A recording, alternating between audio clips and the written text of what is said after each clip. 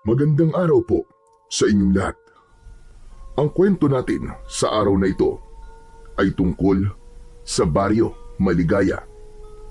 Dating payapa at puno ng kasiyahan, ngunit biglang nayanig ang katahimikan nang bumalik ang isang estrangherong matagal nang kinatatakutan ng mga tao. Yun ay walang iba kundi si Mang Archie. Ang lalaking ito ay may matikas na pangangatawan, halatang malakas at may otoridad ang bawat kilos. Ngunit sa kabila ng magandang katangian ito, meron siyang kapansanan.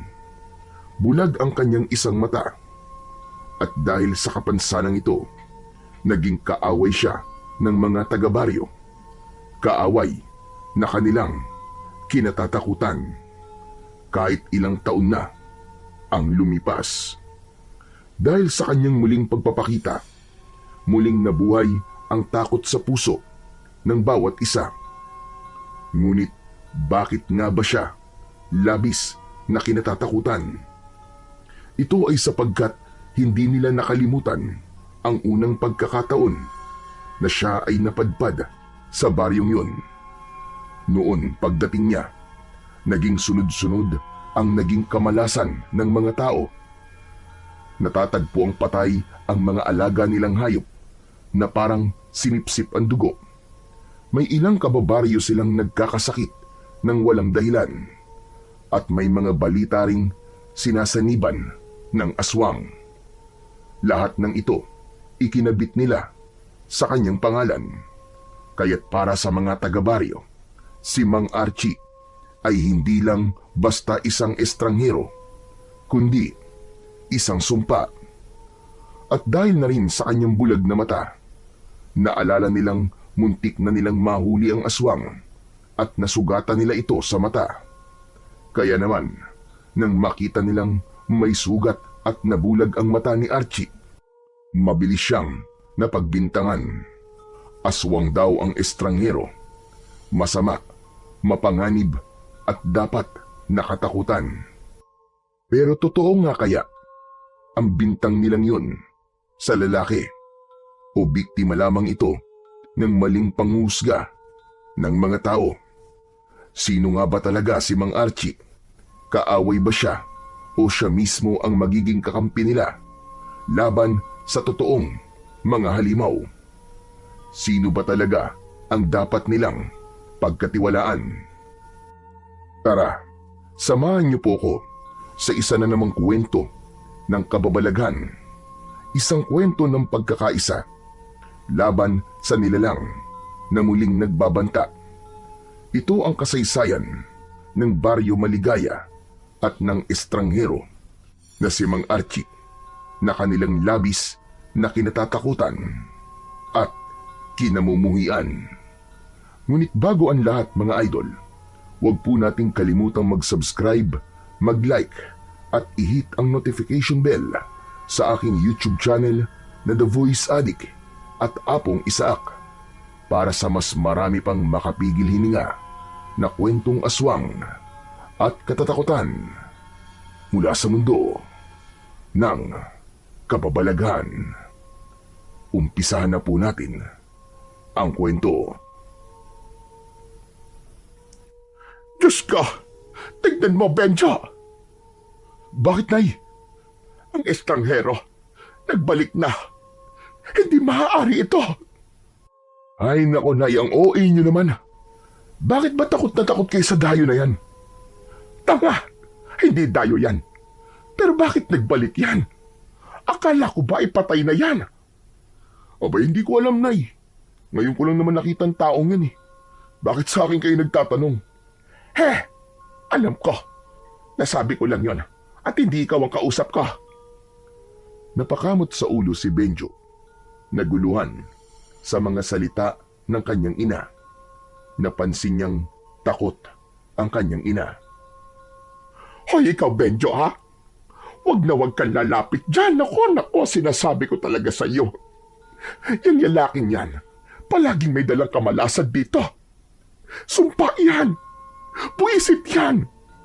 Ang tagal nang nawala. naisipan na naman bumalik. Ano lang naman bansumpa ang sinasabi niyo, Nay? Anong kamalasan yan? Saka sino ba yung tao na yan? Bakit parang ilag na ilag ang mga tao sa kanya? Napalingon si Benjo sa paligid.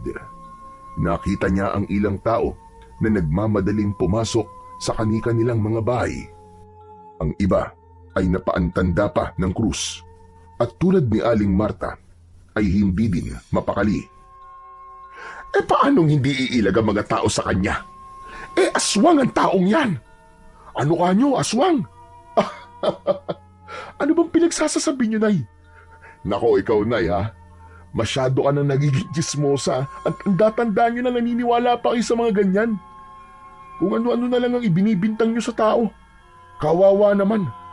Hoy, hindi lang ito pagbibintang, no? Totoo ang sinasabi ko sa'yo. Aswang talaga ang lalaking yan. Bata ka pa lang noon nang huling mapadpad ang estrangherong yan dito sa lugar natin. Siguro hindi mo na natatandaan.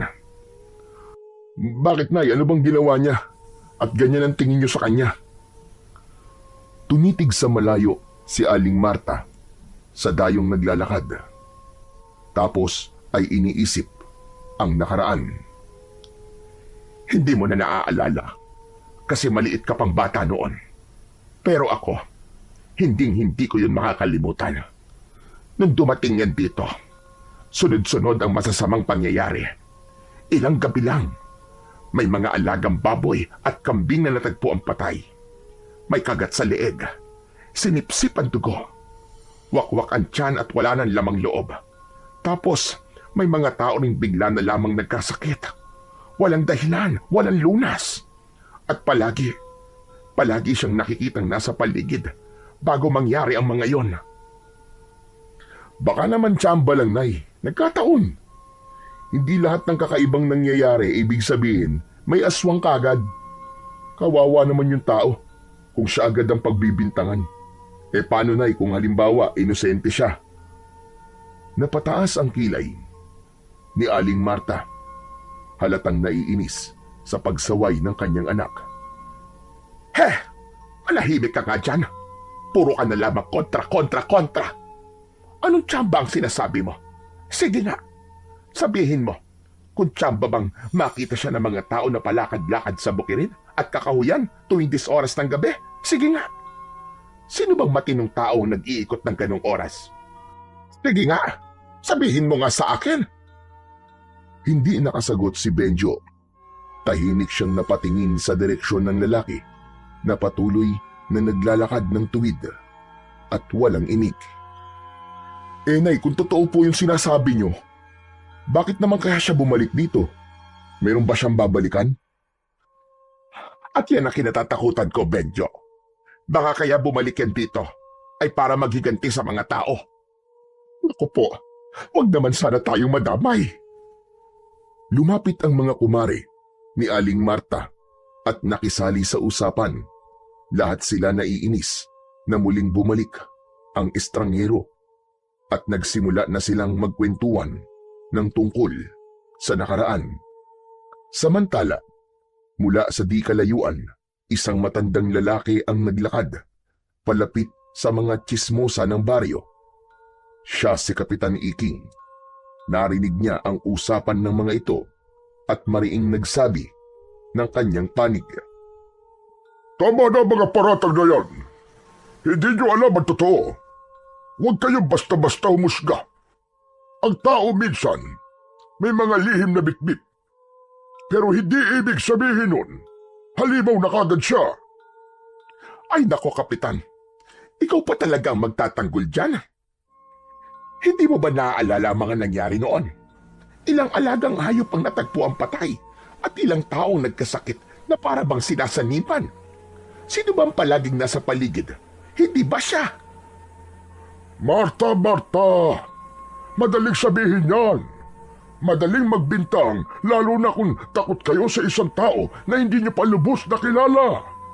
Pero isipin niyo, lahat ng paratang na yan ay salita lang. Bakit? Sige nga, nahuli niyo ba siyang sinisip-sip ang leeg ng hayop? Nakita niyo ba siyang gumagawa ng masama? O puro sabi-sabi lang? Napakamot ng ulo si Benjo. Halatang naguguluhan sa kanyang mga naririnig. Pero Kap, wala naman pong pruweba. Bakit parang lahat po ng tao, iwas po sa kanya? Kahit ako, ewan ko ba? Parang kinakabahan na rin po ako sa presensya niya. Dahil sa takot, iho. Takot na pinalaki ng mga kwento at haka-haka. Pero tandaan nyo, hindi porket naging bukang bibig ng marami ay katotohanan na kagad. Kailangan nating maging patas. Sa bagay, may punto po kayo, Kap. Kung puro takot lang ang basihan, baka nga mali ang iniisip natin. Napairap si Aling Marta. Hindi kumbinsido.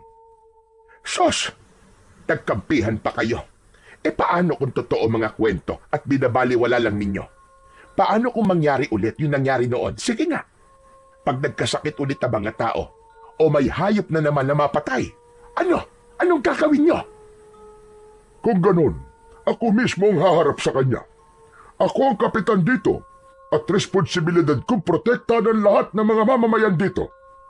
Pero sa ngayon, ang hinihingi ko lang sa inyo, bigyan natin siya ng pagkakataon.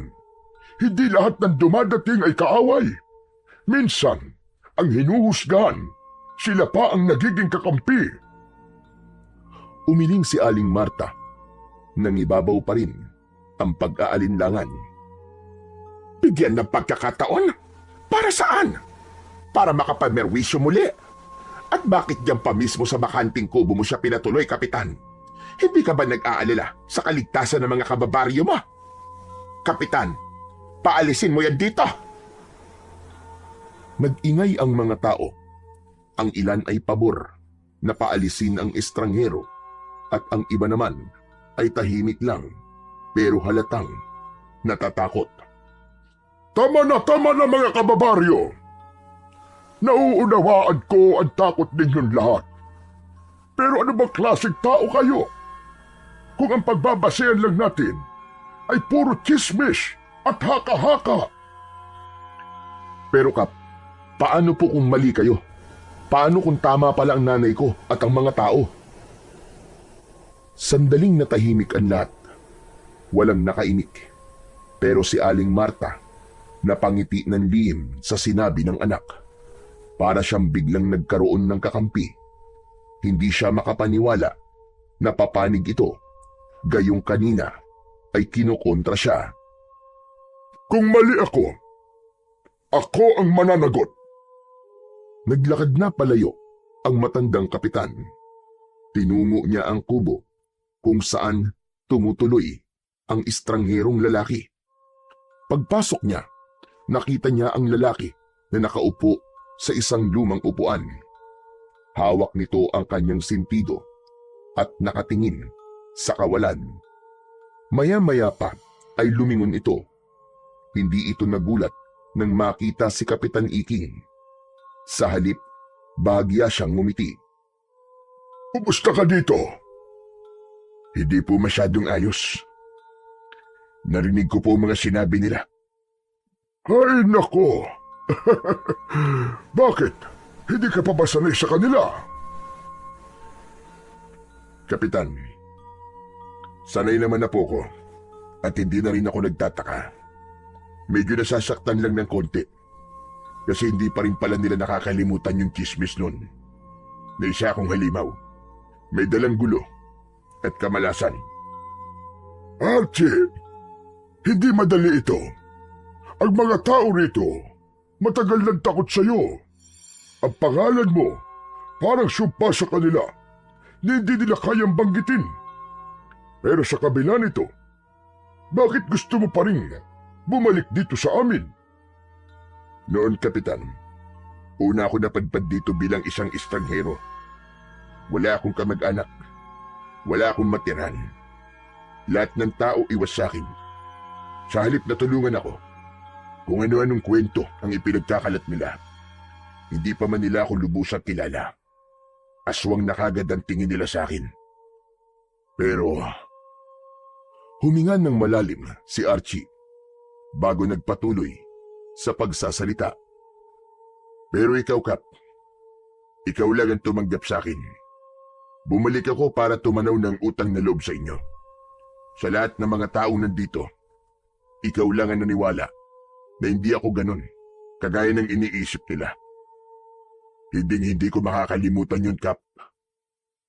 Ginawa ko lang naman ang tama. Pero hindi ko rin maitago na nahirapan akong ipagtanggol ka noon. Lahat ng tao galit sa'yo. Hanggang ngayon, dala nila yung alaala ng mga masasamang nangyari noon. At lahat ng yun ay ibinuntun sa'yo. Alam ko yun, Kapitan. At tanggap ko na hindi ko na mababago ang isip nila tungkol sa akin. Kahit ipaliwanag ko na ako'y hindi aswang. Hindi sila maniniwala. Pero bakit hindi mo subukan? Linisin mo ang pangalan mo sa kanila. Hindi ako bumalik dito para linisin ang pangalan ko, Kap. Bumalik ako dito dahil may banta. At ayokong hayaan na masira ang baryong ito sa kamay ng mga tunay na halimaw. Tunay na halimaw? Ano bang ibig mo sabihin? Tama kayo ng narinig, Kap. Kaya ako bumalik ay dahil may nalaman ako na dito sasalakay ang mga aswang. Ano ka mo? May banta po ng aswang dito sa baryo nyo, Kap. Naku, Sus Mariosep, kung totoo sinasabi mo, malaki itong pasanin para sa lahat. Pero paano natin mapapaniwala ang mga tao kung ganyan ang reputasyon mo? Abay sa paningin nila, ikaw ay isang aswang. Sanay na ako, Kap. Buong buhay ko, iniiwasan ako ng mga tao dahil sa itsura ko. Kinukutsa ako at pinagbibintangan ng kung ano-ano. Pero wala akong pakialam kung anong isipin nila sa akin. Ang mahalaga sa akin, mapangalagaan ko itong baryo mo. Bilang pagtanaw ng utang na loob ko sa inyo, Kapitan. Salamat naman kung ganun. Handa ka magsakripisyo para sa baryo na to, para sa katahimikan. Pero may tanong lang ako. Ano ka ba talaga, Archie? Ano ang pagkatao mo? Tumayo ang estrangherong si Archie. Inilapag niya ang bag sa mesang maliit at saka marahang binuksan. Inilabas niya ang mga nakatagong mga matutulis na patalin, mga lubid at ilang gamit na hindi karaniwan. Tinignan niya si Kapitan ng diretso. Hindi ako aswang, Kapitan. Kundi, isa akong maninugis ng mga halimaw na kinatatakutan nila. Kaya ako madalas na nasa bukid o kaya nasa kakahuyan dahil doon naglalagi ang mga nilalang na yon. Halos hindi ako matulog para lang magbantay sa gabi, para masiguro na walang mabibiktimang mga tao. Ganun ba? Grabe pala ang sakripisyo mo, iyo. Hindi ko akalaing yun ang ginagawa mo, kahit na binabatikos ka ng lahat.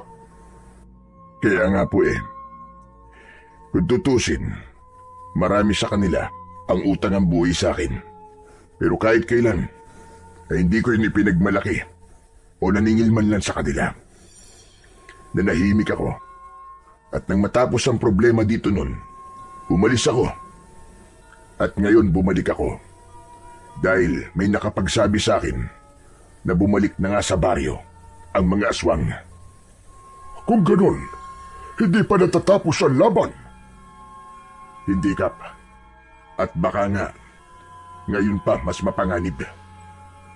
Kung ganun, paano kita matutulungan? Tulungan mo lang ako na hindi ako pakialaman ng mga tao dito. Ayos lang na pag-isipan nila ako ng masama. Basta't wag lang nila akong guguluhin. Mukhang mahihirapan tayo dun, ha? Hindi madali ang gusto mo. Alam mo naman ang mga tao dito.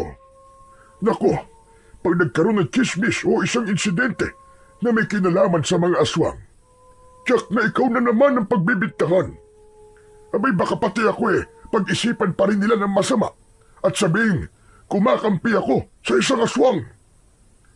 Hindi ko po hinihingi na ipagtanggol niyo ako, Kap. Ang hinihingi ko lang ay katahimikan. Hayaan niyo lang po sila magsalita na magsalita ng kung ano-ano tungkol sa akin. Ayos lang ho yun. Dahil kapag dumating ang oras na sumalakay ang mga tunay na halimaw, Doon nila makikita kung sino talaga ako. Bakit hihintayin mo pa yun? Pwede naman natin sabihin na sa kanila ang totoo, hindi ba? Baka pwede pa silang makatulong kung sakali. Hindi, Kap. Hindi ko pwedeng sabihin sa kanila ang totoo. Kapag ginawa ko yun, baka lalo lang silang matakot.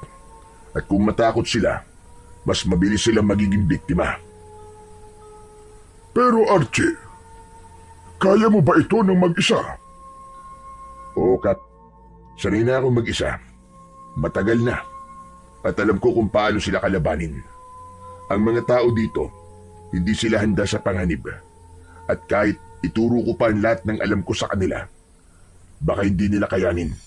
Mas mabuti pang ako na lang ang humarap at makipaglaban. Sandaling natahimik si Kapitan Iking. Kita sa kanyang muka ang pag-aalala, pero nandoon din ang respeto sa desisyon ni Archie. O sige, kung ayaw mong ipaalam sa mga tao ito, hayaan mong tulungan kita, Archie. Kung totoo ang banta, lalaban tayo. Salamat, Kap. Pero hindi ko inihingi na ipagsapalaran mo ang sarili mo para sa laban na to. Isa pa, ikaw ang pinuno dito. Kapag ikaw ang nadamay, mas malaking gulo ang mangyayari. Hindi maaari.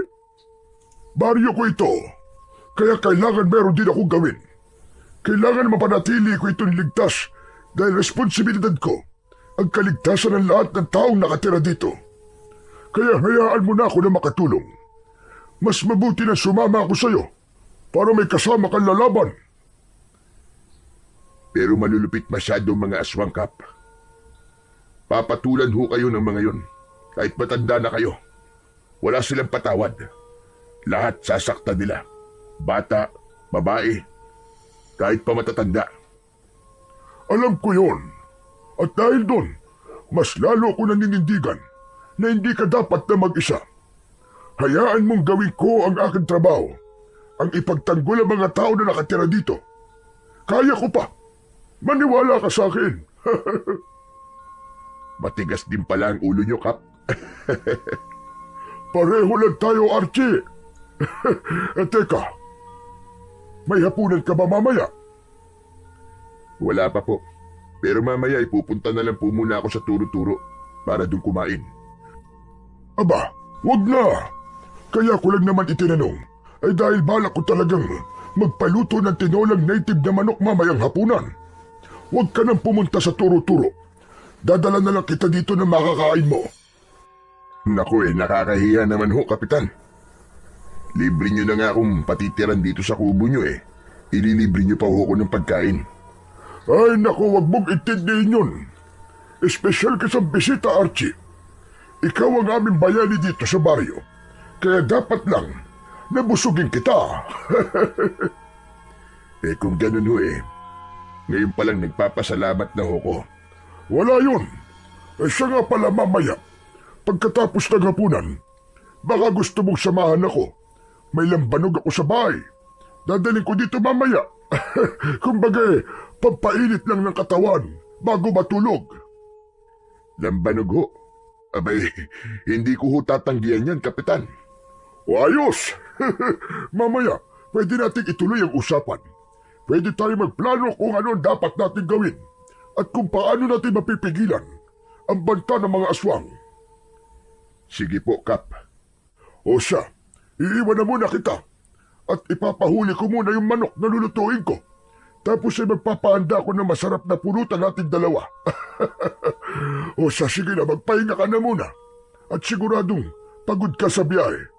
Matulog ka. Ipinaayos ko na kanina ang tulugan mo. Kumpleto na yun ang gamit. May unan, may kumot at kulambo na. Wala ka ng ibang aalalahanin. Bukas, papahiramin na lang kita ng mga kaldero at kasirola para may magamit kang lutuan. O sige, aalis na ako. Maraming salamat, Kapitan.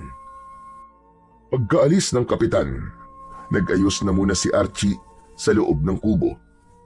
Nang matapos, ay nahiga siya sa banig at nagpahinga.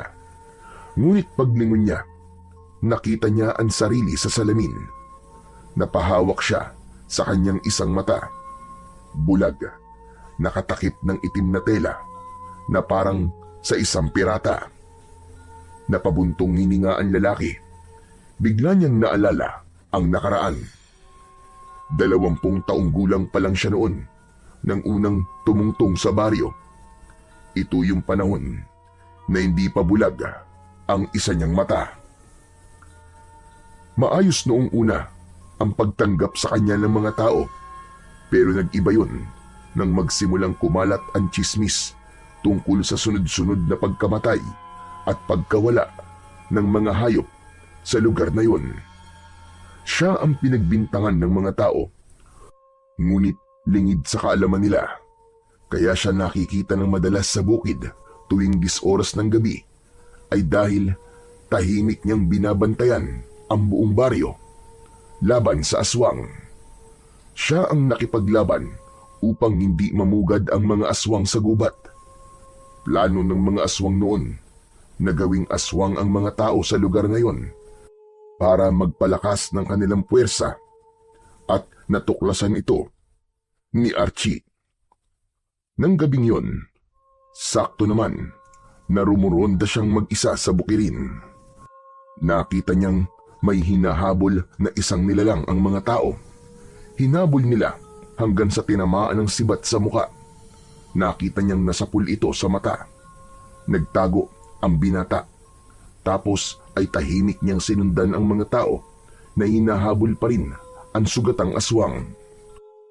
Subalit makaraan ang ilang sandali, ang aswang ay nakatakas. Nawala ito sa paningin nila. Dahil hindi na nila nahanap ang aswang, tumigil na sila at nagsiiwian sa kani-kanilang mga bahay. Pero si Archie, siya ang nagpatuloy na naghanap. Nahanap niya ang aswang na sinusubukang pagalingin ang sarili nitong sugat. Kaya't hindi na nag-aksaya ng oras noon si Archie. Sinugod niya ang aswang. Subalit yung inaakala niyang mahina na at naghihingalong aswang ay kaya pa palang lumaban. Inatake siya nito bigla at nakalmot ng aswang ang kanyang kanang muka at sumentro ang kuko nito sa kanyang mata. Dahil doon, kaya siya nabulag. Bilang ganti, sinaksak niya ang aswang ng isang sagradong punyal hanggang sa mamatay ang aswang. Kinabukasan, nang makita ng mga tao ang sugat ni Archie sa mata, agad nila itong iniugnay sa natamong sugat ng aswang. Dahil dito, mabilis siyang nausgahan ng lahat. Para sa kanila, ang pagkabulag niya ay patunay na siya mismo ang nilalang na kanilang kinatatakutan. Doon nagsimula ang takot ng mga tao sa kanya. Hindi dahil sa may napatunayang may kasalanan siya, kundi dahil sa sugat na iniwan ng laban na yun. Hanggang ngayon, dala-dala niya ang bigat ng maling akala. Si Archie ay hindi isang halimaw, kundi mula siya sa pamilya ng mga antingero. Bata pa lamang siya nang masaksihan ang pinakamadilim na gabi ng kanyang buhay, ang gabing pinaslang ng mga aswang ang kanyang ama at mga kapatid. Bagamat may anting-anting ang kanyang ama noon, hindi nito nakayanang ipagtanggol ang sarili, lalo pa at ginamit ng mga aswang ang mga anak bilang panangga laban sa kanyang kapangyarihan. Isa-isang pinaslang ang kanyang mga kapatid, at dahil sa matinding konsensya at panghihinayang, nawalan ng lakas ng loob ang kanilang ama. Pinili nitong mamatay kaysa mabuhay na dala ang bigat ng pagkatalo at ang katotohanang hindi niya naipagtanggol ang sariling mga anak. Si Archie lang ang nakaligtas. Galing siya noon sa gala at habang papalapit sa kanilang bahay, nakita niya mismo ang maraming aswang na nagmamadaling lumabas at mabilis na naglao sa dilim. Doon niya nadatnan ang karumal-dumal na sinapit ng kanyang buong pamilya. Mula noon, isinumpa ni Archie na ilalaan niya ang buong buhay sa pagpuksa sa mga aswang. Ilang sandali pa ay dumating na si Kapitan. May bitbit itong ilang baunan at isang galon ng lambanog. Agad niya itong ipinasok sa loob ng kubo. Halika na, Archie. Kumain na tayo. Siguradong masarap itong tinola. Huwag kang mahihiya, ha? At pagkatapos nito, sisimulan na natin ang ating pag-inom. Agad na inilapag ng matandang kapitan ang mga baunan sa mesa at binuksan isa-isa. Kumalat sa buong kubo ang mabangong amoy ng tinola. Umuusok ito. May konting ginataang gulay din, pritong tilapia at mainit-init na kanin. Bakap, napakabango naman ang mga dala mo. Ngayon pa lang parang nagugutom na ako Abay, siyempre, masarap magluto ang kasama ko sa bahay. Saka hindi pwedeng simpleng pagkain lang ang ihahain ko sa'yo. Dapat espesyal ang lahat. Heto ang tinola, tikman mo. Malambot ang karne at malasang malasa talaga. Kaagad nang naupo si Archie at hinarap ang pagkain. Agad siyang kumuha ng sabaw at nalasahan ng init at linamnam nito. Napahinto siya sandali at napangiti. Bakap, totoo nga, masarap Malasa ang sabaw, sa katamang-tama ang timpla ng luya at malunggay. Namiss ko ito, Kap. Salamat naman at nagustuhan mo. Pero alam mo ba kung anong sikreto ng putahin yan? Ano ho, Kap? Bukod sa sariwa ang karne, sariling tanim din ang luya at malunggay. Ganon din ang papaya na sahog niyang tinola. Kaya iba talaga ang lasa niyan kumpara sa ibang luto. Lahat sariwa, walang kemikal. Ayos po yun Maganda sa katawan na ganitong pagkain. Pampalakas. Tama ka. O sige na, kumain ka na Magpakabusog tayong dalawa. Habang kumakain, nagpatuloy sila sa masayang usapan tungkol sa kanilang kinakain. Napaisip si Archie habang sinusubo ang tinola. Hindi lang dahil sa sariwang sahog at gulay, kaya masarap ang lasa nito. Ang tunay na dahilan ay ang pakiramdam ng pagtanggap at pagpapahalaga. Para kay Archie, yun ang unang pagkakataon matapos ang matagal na panahon na may taong nagmalasakit sa kanya. Pagkatapos kumain, nagsimula na silang uminom. Alam mo, iyo, kung ako lang ang masusunod, gusto ko matigil na chismis tungkol sa iyo Pero alam mo naman ang mga tao dito, di ba? Huwag na po kayong mag-alala, Kap. Ayos lang po yun. Tulad ng sinabi ko, naiintindihan ko naman sila. Masaya na po kung may naniniwala sa akin, maski isa. Sapat na ho yun. Nagpatuloy ang kanilang inuman hanggang sa hindi na nila namalayan ng oras. Lumalim ang gabi at inabot pa sila ng madaling araw. Habang tumatagal, lalo pang naging masaya ang kanilang kwentuhan. Nagbahagi sila ng kani-kanilang karanasan sa buhay. Masaya sila at panay ang tawanan, tapos biglang malulungkot. Paiba-iba sila ng emosyon. Habang lumalalim ang usapan nila, isa lang ang napagtanto nila. Parehas silang walang sariling pamilya. Pareho silang tumandang binata. Lumipas pa ang ilang sandali at kapwa na sila lasing. Si Kap halos hindi na makatayo at nakatulog na lang sa lapag ng kubo. Ganon din si Archie. Kinabukasan, nagising si Archie nang makarinig ng kaguluhan sa labas. May mga tao sa bakuran ng kubo. Paglabas niya, nakita niya si Aling Marta na siyang nangunguna sa gulo. Sigaw ito ng sigaw at galit na galit. Sa hindi niya malamang dahilan, halos lahat ng mga kapitbahay ay naroon. Ikaw na hayop ka! Ang kapal ng mukha mo magpakita pa dito sa harap namin! Malas ka talaga dito! Malas! Salot! Teka. Ano bang nangyayari? Bakit ho galit na galit kayo? Aba, at talagang nagmaang-maangang kapang hayop ka. Ang kapal talaga ng mukha mo. Wala akong panahon sa inyo. Kung wala kayong sasabing matino, magsialis kayo dito. Ang kapal ng mukha mo. Matapos mong patayin ng mga alaga kong baboy, ipagtatabuyan mo kami. Alam mo bang 2 araw na lang ay maaari ng mga nakamanga baboy ko? Ilang buwan kong inalagaan tapos papatayin mo lang. Wala kang awa, animal ka. Umalis na ho kayo dito. Hindi ako pumatay sa baboy mo. Talaga ba? Tatanggi mo pa, ha? Hoy! Walang ibang gagawa nun kundi ikaw. Alam namin kung ano ka.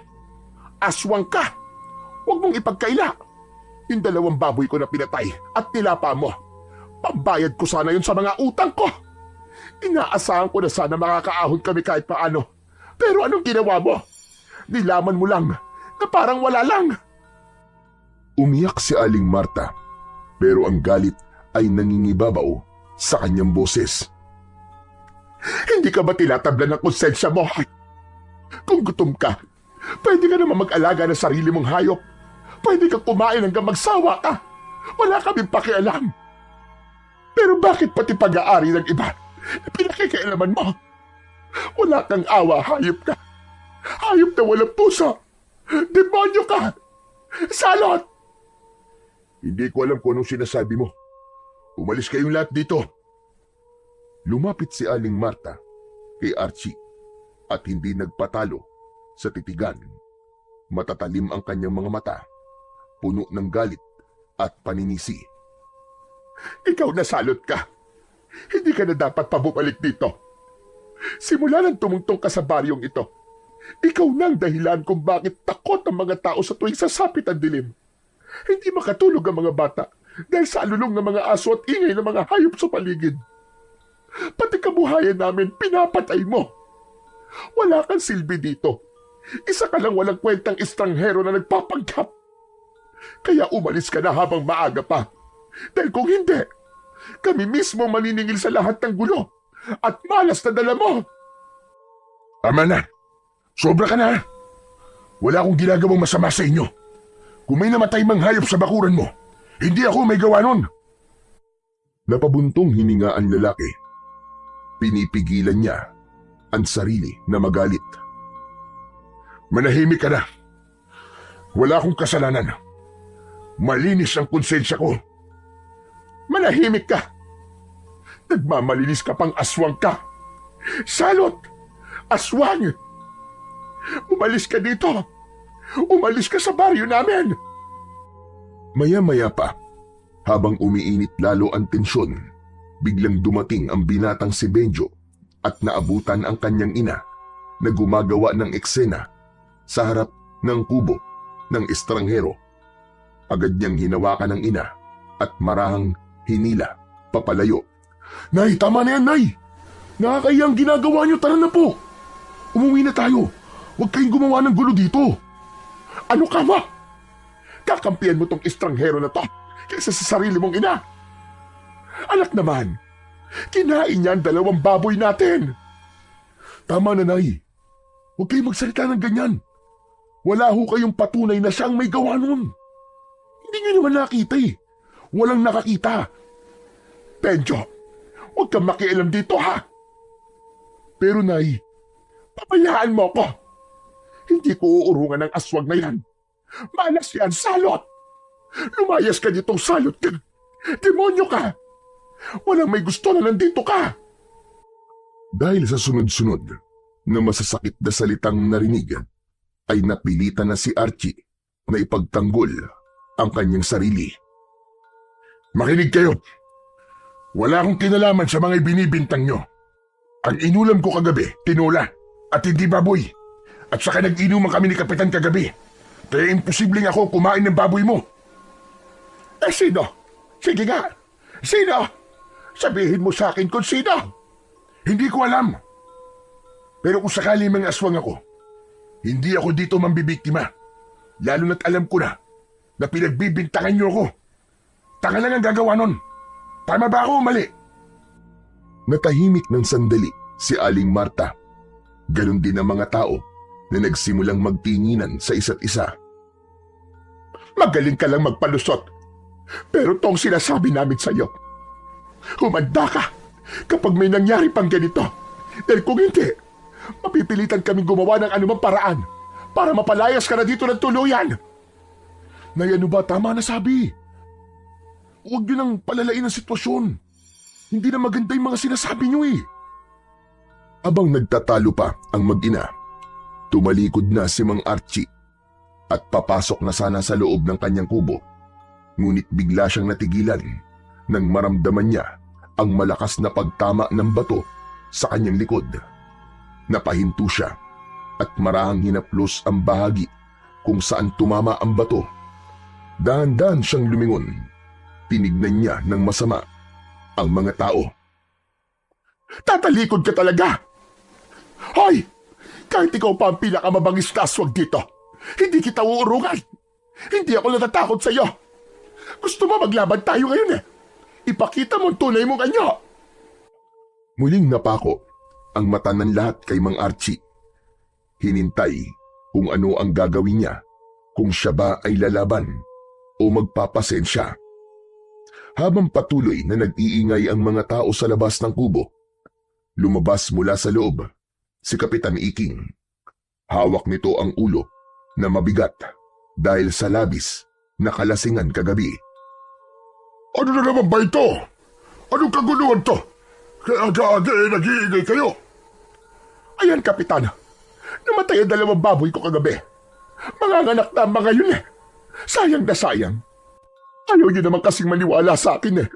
Aswang ang lalaking yan at sigurado ako na siya na naman ang may kagagawan noon. Nako, kayo talaga. Bakit ba ang hilig niyo sa mga ganyan? Palagi na lamang kayong nagbibintang kahit wala naman kayong ebidensya. Paano niyong masasabi na si Archie ang may kagagawan nun? Magkasama kaming 2 kagabi hanggang ngayong umaga. Napasobra nga ang inom namin eh.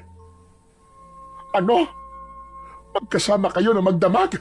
Oo, medyo napasarap ang kwentuhan namin.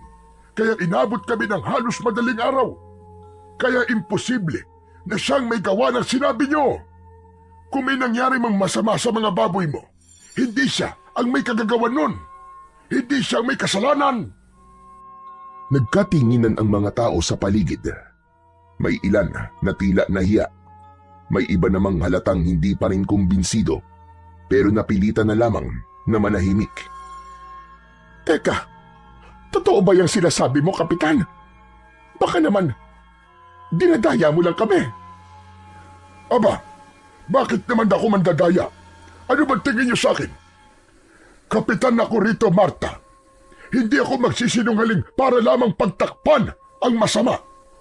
Kung may kasalanan talaga si Archie, ako mismo ang unang kakastigo sa kanya. Pero sa pagkakataong ito, kayo ang nagkamali. Hindi siyang may gawa. Dahil sa sinabi ng kapitan, biglang natahimik ang lahat. Ang ilan sa mga tao ay napakamot na lamang sa ulo. Tila nahiya sa kanilang naging paratang sa estranghero. Isa-isa na rin silang nagsiuwi. Si Mang Archie naman ay tahimik lang na tumalikod. Hindi na siya umimik at dahan-dahan na lang na pumasok sa loob ng kubo. Nagsara na siya ng pinto. Ay nako, sabi ko naman kasi sa inyo na masyado kayong mainit kaya yan. O ano ka ngayon? Manahimik ka, kundi kukutusan kita dyan. Makalipas ang ilang sandali, ay napilitan na ring umuwi ang ginang. Masama ang loob niya na napahiya siya. Napakuyom ang kanyang mga kamao, halatang gigil na gigil. Mahuhuli ko din ang hayop na yan. Humanda siya. Babantayan ko siya. At sa oras na mapatunayan kong aswang talaga siya, patay siya sa akin. Hala si nanay, tama na nga yan, nay. Dami-dami niyo pa sinasabi. Pagka-uwi ng mag-inang Aling Marta at Benjo, tahimik ang buong bahay. Pumasok si Benjo at diretsong naupo sa bangko. Samantalang si Aling Marta naman ay padabog na isinara ang pinto. Halatang hindi pa rin humuhupa ang init ng ulo. Kung hindi ka lang sana nakialam kanina, anak, malamang napaalis na natin yung hayop na yun dito sa baryo eh. Ano bang naisip mo? At ipinagtatanggol mo pa siya? Napayuko si Benjo. Pinipigilan ang sarili na sumagot ng pabalang. Ilang saglit siyang natahimik bago nagsalita. Nay, hindi naman tama kasi yung ginagawa niyo. Eh wala naman kayong matibay na ebidensya eh. Tapos gigil na gigil kayo na siyang may gawa. Paano kung hindi pala? Paano kung nagkamali talaga kayo? Ba't ako pa ang mali kayon? Ako pa ang walang alam? Nakita mo ba mga baboy ko, Benjo? 2 yon, patay lahat. Eh sino pa ba ang gagawa nun, kundi yung hayop na yon?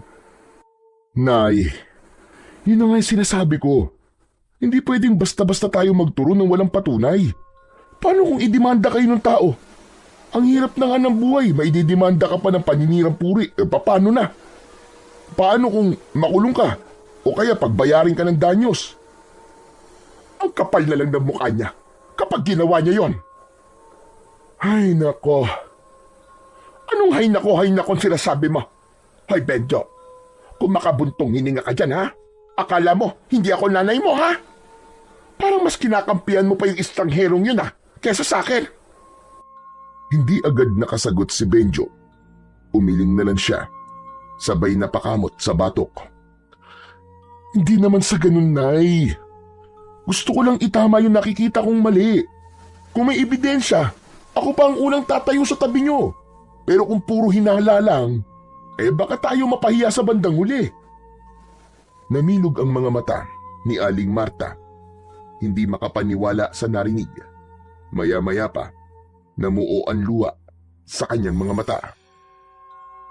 Ganun na lang ba kaliit ang tingin mo sa nanay mo, ha, Benjo?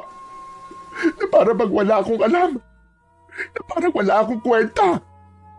Na ako pa ngayon yung nagsisinungaling. Ganun pa. Nataranta si Benjo. Tumayo siya at lumapit sa kanyang ina. Nay, hindi ko naman po sinasabi na wala po kayong alam. Hindi rin po ako naniniwala na nagsisinungaling kayo. Pero Nay, iba po yung kutob sa ebidensya. Gusto ko lang po na sigurado tayo bago tayo kumilos. Ayoko kayong mapahamak, Nay. Eh ano bang gusto mo gawin ko? Tumingin na lang habang unti-unti tayo nilalamon ng malas na dala ng taong yan. Hindi ko kayang hayaang mawala ang lahat na pinagpagura natin, anak. Tulungan mo naman ako. Huminga ng malalim si Benjo. Ramdam ang bigat ng sitwasyon. Eh ano po bang gusto niyong gawin ko, Nay? Gusto kong makakuha tayo ng ebidensya. Yung ebidensya na magpapatunay sa lahat na hindi nga ako nagkakamali. Na tama ang hinala ko na mula pa noon. Hindi ako papayag na lumipas sa mga araw na parang walang nangyayari. Kailangan masampal sa mukha ng lahat ng tao dito na totoo. Totoo ang sinasabi ko. At ikaw lang ang aasahan ko para doon, Benjo. Ikaw lang. Natigilan si Benjo. Ramdam niya ang bigat ng responsibilidad na ipinapasa sa kanya ng kanyang ina. Eh Nay, paano halimbawa kung wala tayong makitang ebidensya? Meron, anak. Sigurado ako meron. Hindi ako maaaring magkamali. Kailangan lang natin na maging matyaga. Obserbahan natin yung tao na yon. Sundan kung kinakailangan. Alamin kung ano mga ginagawa niya tuwing gabi. May lalabas at lalabas na katotohanan. Himik si Benjo. Nakatitig siya sa kanyang ina na puno ng determinasyon. Kita pa rin ang luha sa mga mata, pero mas nangingibabaw ang galit at paniniwala. Ilang sandali pa'y napabuntong hininga siya at tumango. Sige, Nay, kung yan po ang gusto niyo gagawin ko, tutulungan ko po kayo. Salamat, anak. Salamat. Alam kong maaasahan kita. Alam kong hindi mo ako pababayaan. Kailangan nating gawin ito. bago pa lumala ang sitwasyon dito sa baryo natin. Tumango na lang si Benjo kahit may halong alinlangan ang kanyang puso. Sa mga oras na yon ay hindi niya alam kung saan hahantong ang desisyon niyang yun na sundin ng utos ng kanyang ina. Samantala, pagsapit ng hapon bandang 6:00, naging kapansin-pansin ang pagbabago ng baryo. Ang dating masigla at maingay na kalsada ay biglang natahimik. Halos wala nang makitang tao sa labas. Ang mga tindahan ay nagsara ng mas maaga kaysa karaniwan. Kahit ang mga kariton ng mga naglalako ay wala na sa lansangan. Sarado na ang lahat ng mga pintuan. May mga nakatali pa na lubid at tinakpan ng itim na tela. Lahat ay takot na takot. Hindi lang bahay nila ang nilagyan nila ng proteksyon, kundi maging ang mga kulungan ng hayop ay nilagyan din nila ng mga pangontra. Sinabuyan nila ng asin ang mga bubungan at sahig at nagsabit ng mga nakataling bawang. May ilan na naglagay pa ng krus na yari sa kawayan at itinusok sa harap ng kulungan ng mga hayop. Samantala, sakto 10:00 ng gabi, naghanda si Benjo. Hawak niya ang maliit na flashlight at isang pamalo na matulis ang dulo. Lumabas siya ng bahay at naglakad sa kalsada. Papunta siya sa kubong tinutuluyan ni Mang Archie upang doon ay magmanman. Mabigat ang kanyang loob na gawin yon. Pero dahil sa pagmamahal sa kanyang ina, mas nangibabaw ang kagustuhan niyang malaman kung ano ba ang katotohanan. Tahimik na tahimik ang buong baryo ng mga oras na yun. Ngunit habang naglalakad sa madilim na daan, biglang may narinig siyang boses mula sa kanyang likuran. Benjo! Aba, anong ginagawa mo dito sa labas na ganitong oras? Ay, Diyos ko! Ay, Kap, kayo pala. Nagulat ako. Akala ko kung sino na eh. Pasensya ka na. Ako man nagulat nang makita kita na naglalakad dito. Saan ka ba patungo niyan? Naglalakad-lakad lang ho. Naglalakad-lakad? Abay, bakit? Hindi ka ba takot sa aswang? Hindi po. Hindi po ako takot. Gusto ko lang pong malaman ng totoo. Totoo? Ano bang ibig mo sabihin? Kung totoo bang may aswang talaga? O kung yung estranghero na yun ba talaga ang pumatay sa mga baboy namin? Ayoko pong makinig sa sabi-sabi. Kaya gusto ko po, ako mismong makaalam ng totoo. Sandaling natahimik si Kapitan Iking. Tinitigan niya si Benjo bago muling nagsalita. Totoo ang mga aswang, Benjo. At sa ngayon, totoo ring may gumagala dito sa baryo natin. Sigurado po ba kayo sa sinasabi niyo, Kap? Totoo ba talaga? Tumango si Kapitan Iking. Seryoso ang muka. Meron talaga. At yung aswang na yun, ang talagang pumatay sa mga baboy nyo. Kung ganun, Kap, sino ang aswang? Yung bang estranghero? Archie ang pangalan niya, Benjo. Hindi estranghero. Makinig ka sa akin. Imposible na si Archie ang aswang na yun. Mabait siyang tao. Hindi siya gaya ng iniisip ng marami dito sa ating baryo. May ibang nilalang na nagkakalat ng lagim dito. At yun ang dapat kong alamin kung sino. Hindi agad nakapagsalita ang binatang si Benjo. Sa loob-loob niya, hindi niya akalain na ganito ang sasabihin ng kanilang kapitan. Kung ganun, Kap, bakit mag-isa lang kayo? Hindi ba mas mabuting magpatawag kayo ng mga tanod para samahan kayo? Bakit delikado tong ginagawa nyo? Gagawin ko din yan. Pero kailangan ko munang makita ang hayop na yun bago ko magpatulong sa buong barangay sa pagtugis sa kanya. Bago pa makasagot si Benjo ng kanyang saloobin, bigla silang nakarinig ng malalakas na alulong ng mga aso. Paulit-ulit, parang galit na galit. Natigilan ang dalawa. Kapwa nagkatitigan bago muling nag-usap. Kap, narinig niyo ba yun? Oo, dun sa banda ron. Halika, puntahan natin. Kap, teka lang. Baka delikado eh. Kung takot ka, umuwi ka na. Sige na, ako na lang ang pupunta. Napakagat ng labi si Benjo. Kahit natatakot, hindi niya kayang pabayaang mag-isa ang kanilang kapitan. Hindi, Kap. Sige, sasama ako. Kailangan kong makita rin kung ano yun. Mabilis silang naglakad. Sinusundan ang tunog ng mga alulong. Habang papalapit sila, mas lalo itong lumalakas. Pati ang mga manok at baboy sa paligid, parang nagkakagulo. May mga ibon na biglang nagsiliparan. Pawisan na si Benjo. Kinakabahan siya. Pakiramdam niya, bawat hakbang nila ni Kapitan ay papunta sa isang bagay na kanyang kinatatakutan. Nang malapit na sila sa isang bahay, biglang tumigil si Kapitan Iking. Tumingala ito sa bubong ng bahay na yon. Benjo, huwag kang maingay. Tignan mo, hayon, may aswang. Dahan-dahang tumingala din ang binata at doon halos manlumo siya sa kanyang nakita.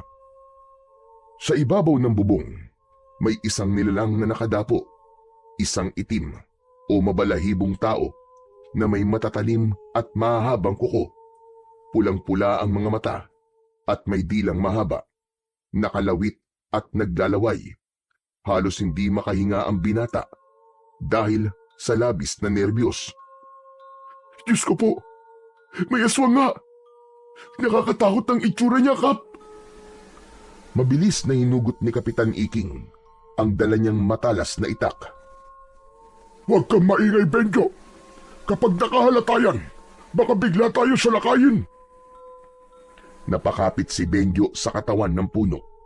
Nanlalambot ang tuhod niya habang pinagmamasdan nila ang nilalang. Dahan-dahan itong gumapang sa bubong. Para bang may hinahanap. Ang alulong ng mga aso ay mas lumakas. Halatang ramdam din nila ang presensya ng halimaw. Kap, anong gagawin natin? Baka bigla tayong makita niyang aswang.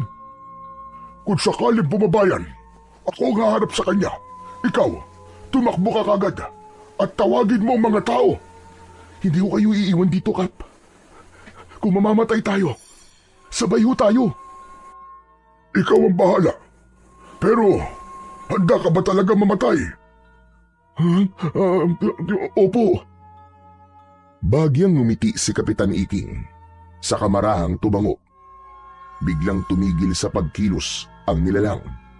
Dahan-dahan itong iniangat ang ulo at nakatuon ang pulang mga mata sa direksyon nila. Para bang nararamdaman ito ang kanilang presensya. Nag-angat ito ng katawan at umungol ng malalim.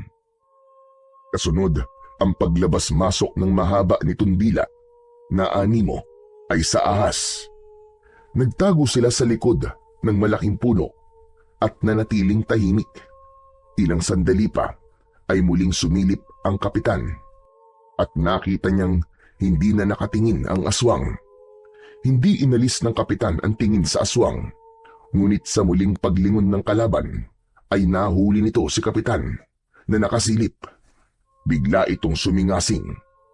Naglabas ng tunog na parabang sa ahas. Nakita niya tayo, Kapitan. Anong gagawin natin? Humanda ka, iyo. Hindi natin maiiwasan to.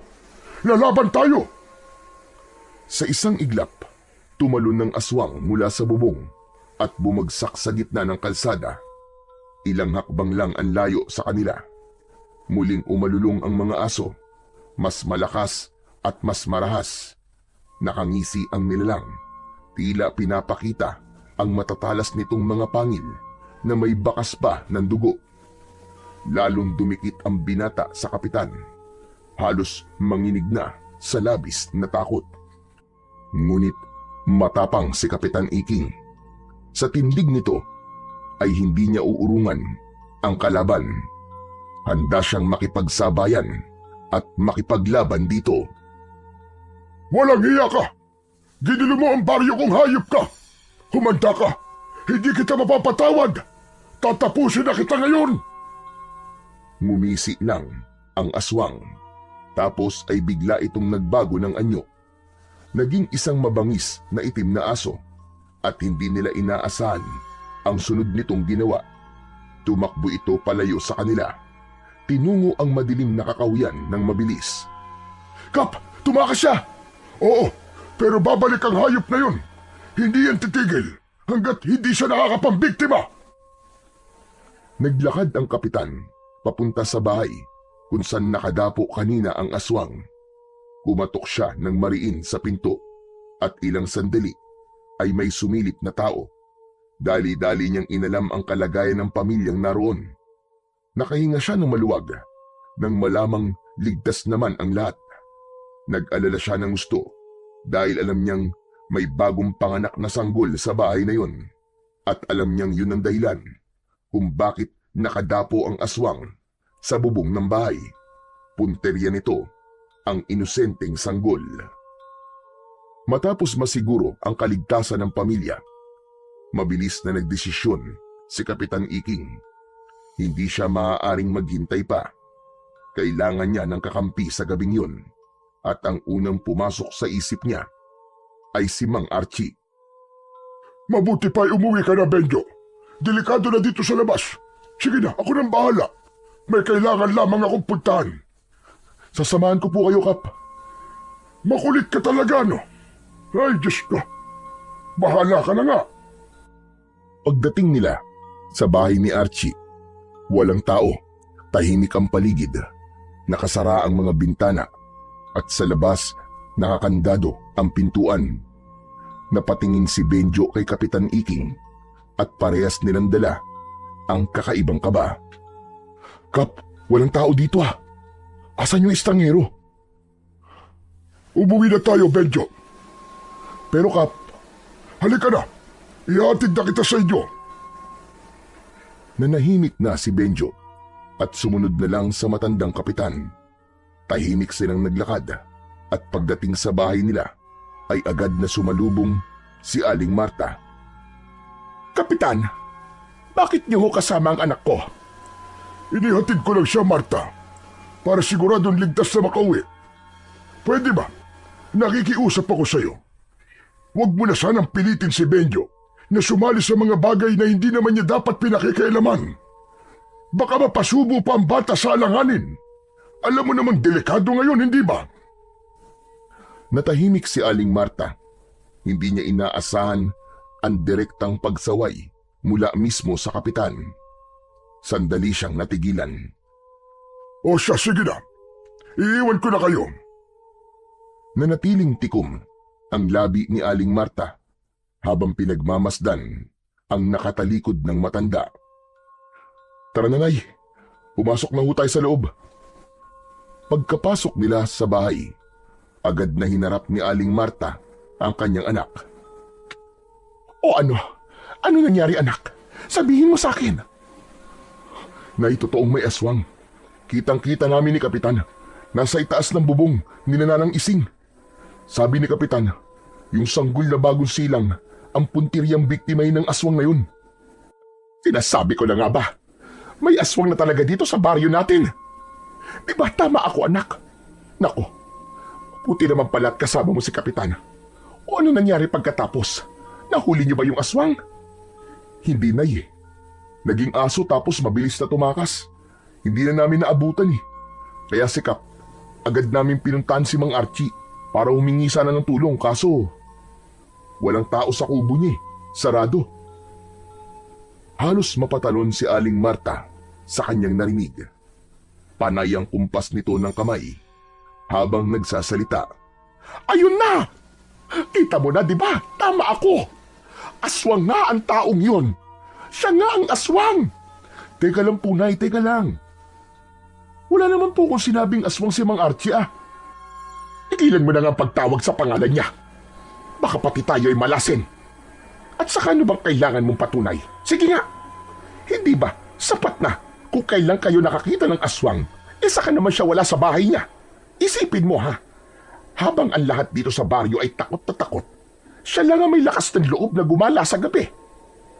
Anak, estranghero ang lalaking yon. Wala tayong alam sa kanya. At sa tingin ko, siya talaga ang aswang. At mananagot siya sa lahat ng mga kasalanan niya. Sandali lang, Nay. Huwag naman po tayong basta-basta gagawa ng konklusyon. Hindi pa sapat na ebidensya yun para sabihin si Mang Archie nga ang aswang. Bakit ba? Lagi mo nalang pinagtatanggol yung taong yon. Bakit palagi mong binabanggit ang pangalan niya, ha? Close ba kayo? Hindi ko naman po siya pinagtatanggol, Nay. Ang sinasabi ko lang, hindi ako sigurado kung siya nga o hindi ang aswang.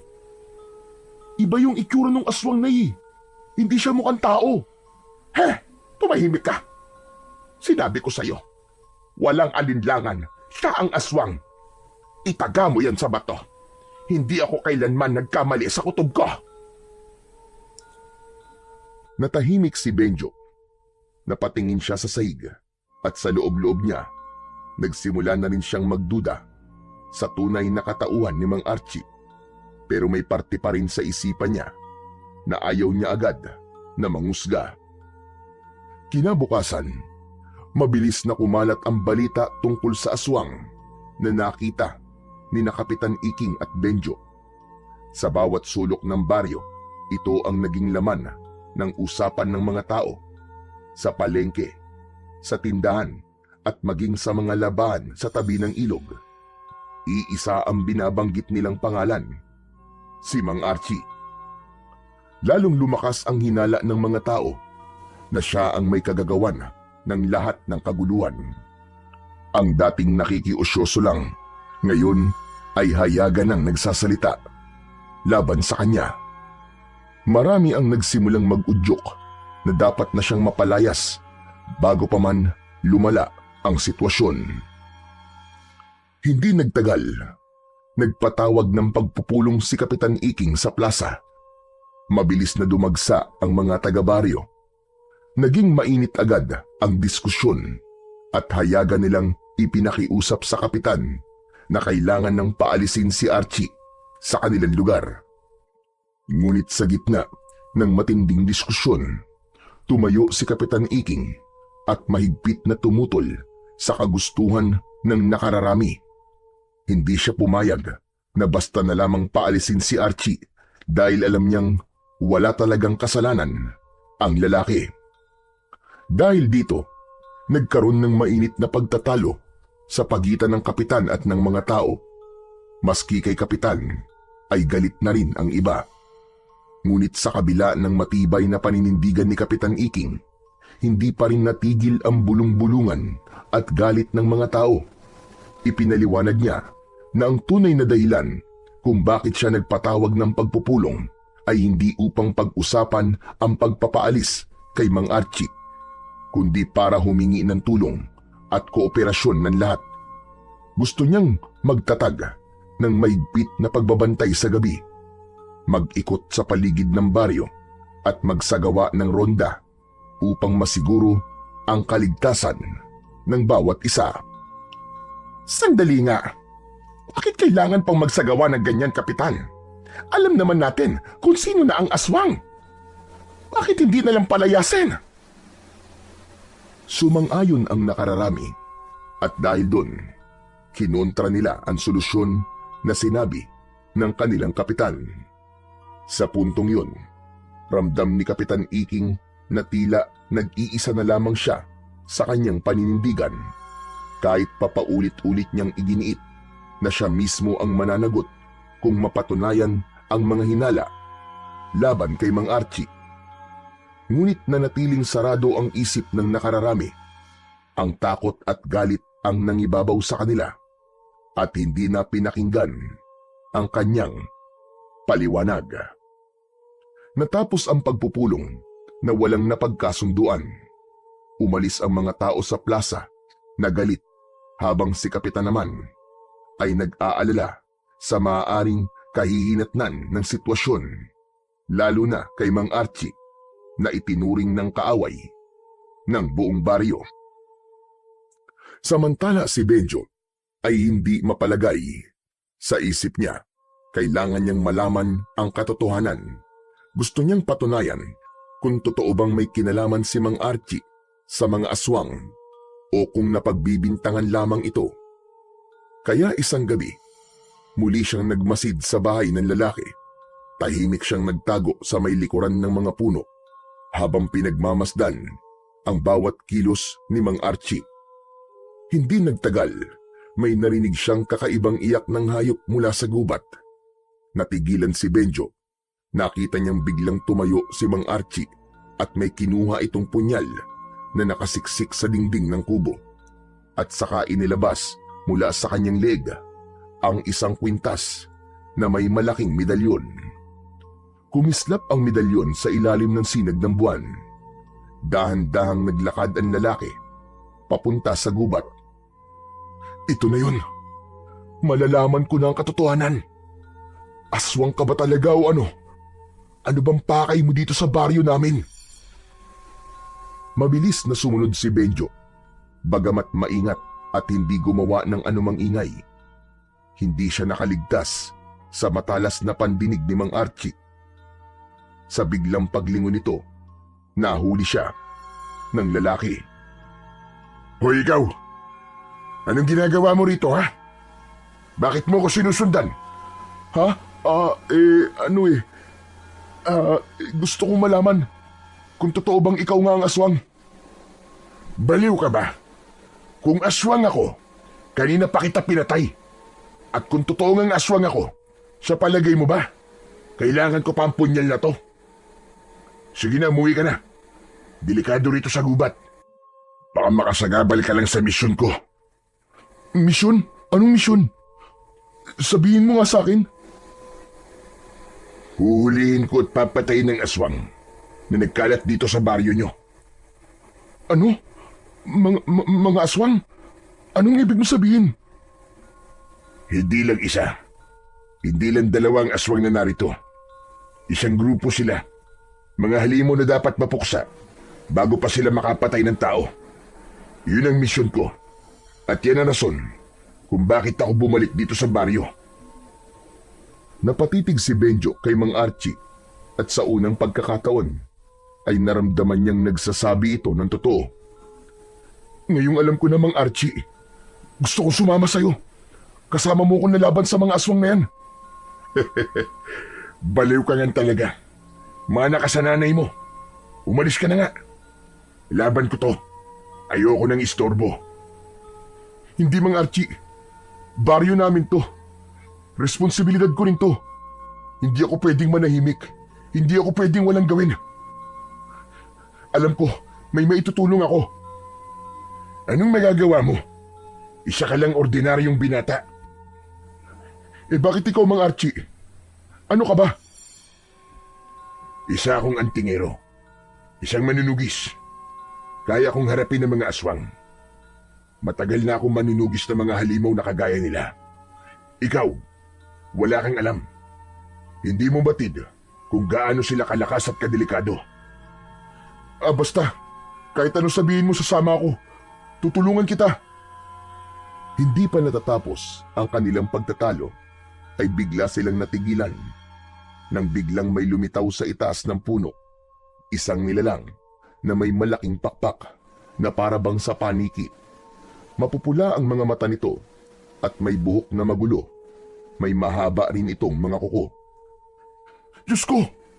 Aswang! Mabilis na kumilos si Mang Archie.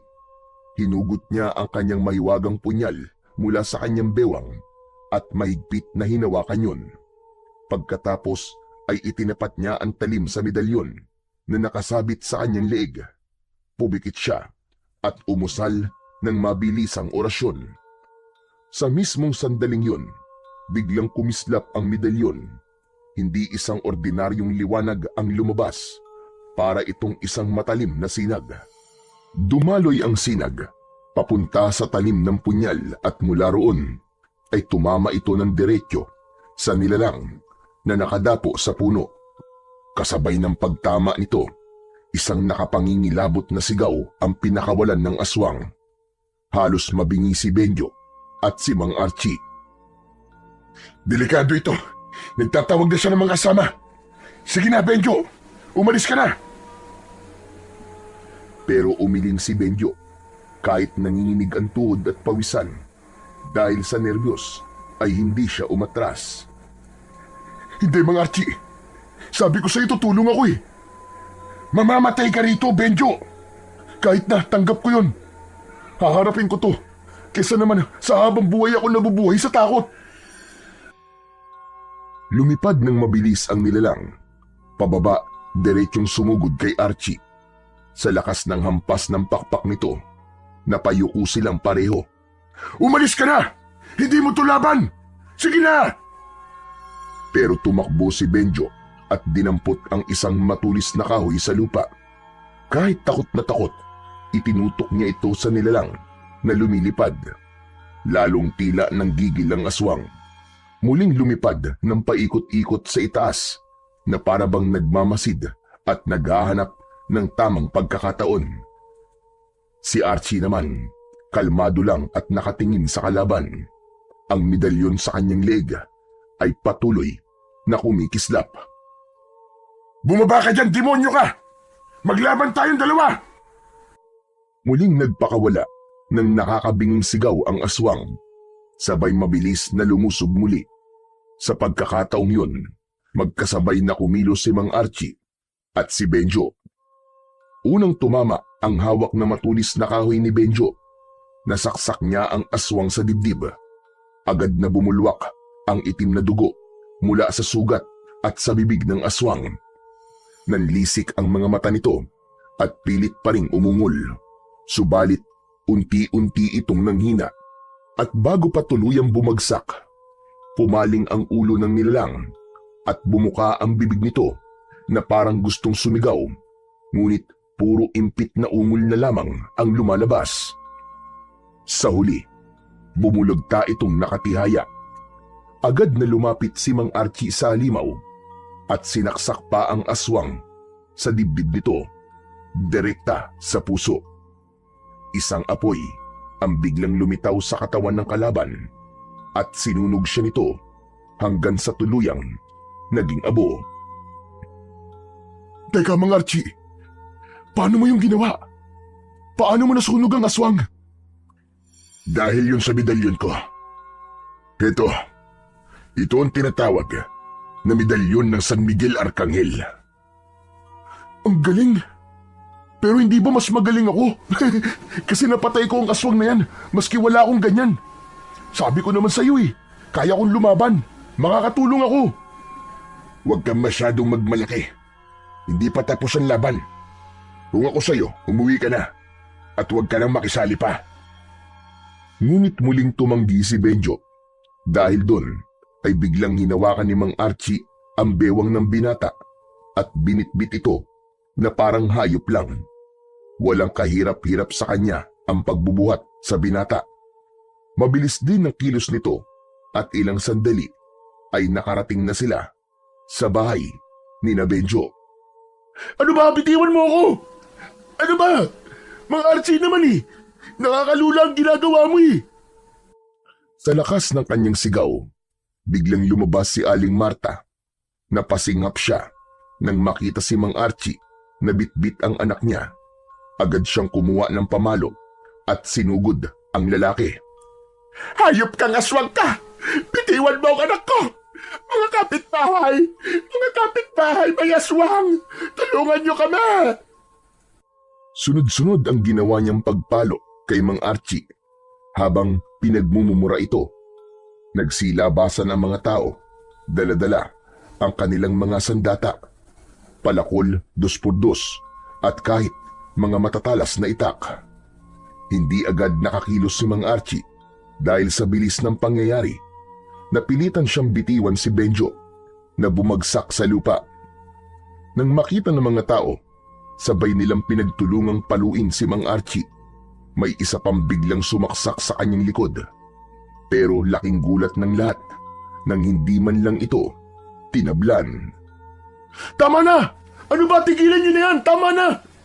Mali kayo ng hinala! Hindi siya ang kalaban natin! Hindi siya ang aswang! Ano ka mo? Ano bang pinagsasasabi mo, Benjo? Na itotoong sinasabi ko.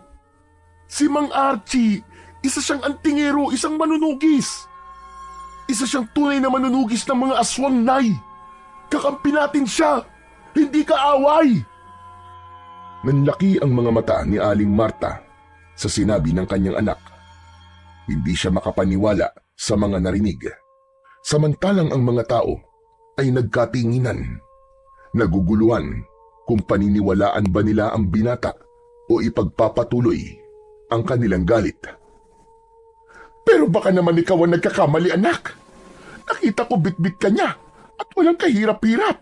Tapos, hindi, Nay. Mali kayo. Maling-mali. Maniwala kayo sa akin, Nay. Ako ang nakakita. Totoong may aswang. Pero hindi si Mang Archie. Tila naman napahiya ang mga taong nanakit. Unti-unti silang lumayo. Siya namang pagdating ni Kapitan Iking, pawis na pawis at halata ang nerbiyos sa muka. May aswang sa bukid, mga kasama! May aswang sa bukid! 3 sila nakita ko! Ho? Narinig mo ko, Benjo? May 3 aswang sa bukid, mga kababaryo! Kailangan kong tulong nyo! Hulihin natin ang mga aswang na yun para matapos na ang problema natin dito sa baryo! Napalingon siya kay Mang Archie at agad na lumapit. Archie, tulungan mo kami. Alam kong kaya-kaya mo silang harapin. Nakikiusap ako sa iyo. Tumayo ang lalaki at bahagyang tumango. Kahit masakit ang katawan sa tinamong pambubugbog ng mga tao, ay hindi nito tinanggihan ang panawagan sa kanya ng kaibigang kapitan. Kumilos ang mga tao. Sumama sila sa pagtugis sa mga aswang. At pagdating nila sa bukid, nasindak sila sa kanilang nakita. May 3 aswang na kasalukuyang nilalapa ang isang patay na kalabaw. Ngunit nang mapansin nila ang presensya ng mga tao, hindi pa man nakakalapit ang grupo, ay bigla silang nag-anyong itim na aso at mabilis na tumakbo at nagtago. Sundan natin! Huwag hayaang makalayo ang mga hayop na yan! Dapat na silang mamatay! Agad na sumugod si Kapitan Iking at Mang Archie sa direksyong tinahak ng mga nilalang. Tumakbo sila hanggang sa masukal na bahagi ng kabukiran. Ngunit wala na. Hindi na nila naabutan ang mga halimaw. Mariing napasuntok pa sa lupa si Archie. Gigil na gigil ito at napamura ng malakas. Mga bisit na yan! Magagaling talagang magtago! May araw din kayo. Matatapos din ang kasamaan yung mga hayop kayo. Tahimik lang ang mga tao. Ang ilan ay natigilan. Ang iba naman ay napayuko. Saksi sila sa lahat ng nangyari, kung paanong ang estrangherong kanilang kinatatakutan ang nanguna mismo sa pagtugis sa mga halimaw. Kung paanong ipinakita niya na wala siyang ibang hangad kundi protektahan ang baryo laban sa mga aswang. Habang naglalakad sila pabalik ng baryo, makikita ang hiya sa muka ng bawat isa. Ang kanina lang na nag-aakusa sa kanya, hindi na makatingin ng diretso sa lalaki.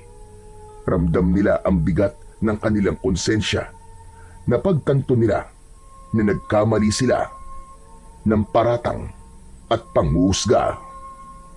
Sa kanilang pagbalik sa baryo, dumiretso sila sa barangay hall at doon nagsalita na si Kapitan Iking. Hinarap niya ang mga tao. Ngayon alam niyo na ang totoo. Hindi aswang si Archie.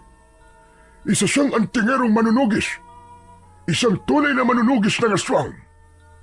Matagal ko na itong alam. Pero hindi ko masabi-sabi sa inyo dahil ayaw niya.